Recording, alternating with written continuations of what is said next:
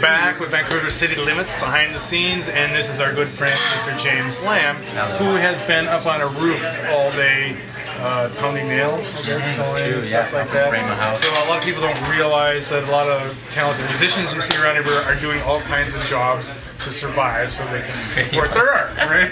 Basically. There's one thing I've always wanted to ask you, because you read in all James's bio, and it talks about the large musical family from the Kootenays.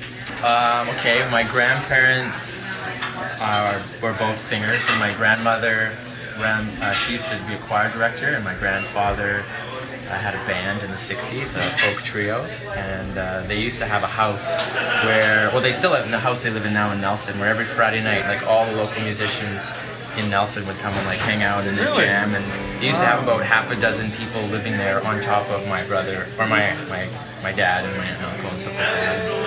And so you grew up in sort of the jam house, basically.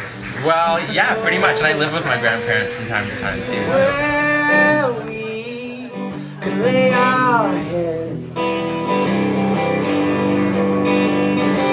Have you ever seen stars like these under the old Algonquin trees? I swear we saw a silhouette of an old native chief.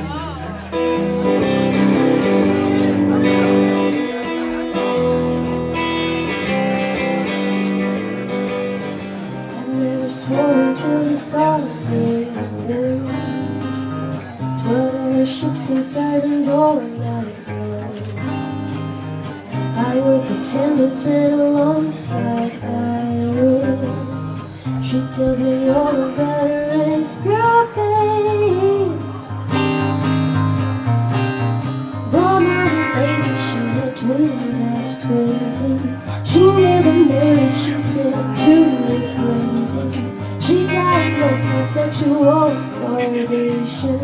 Read all about it in Mass Observation. What you need now is a really good bad thing. Ask for sister. She's an old hat.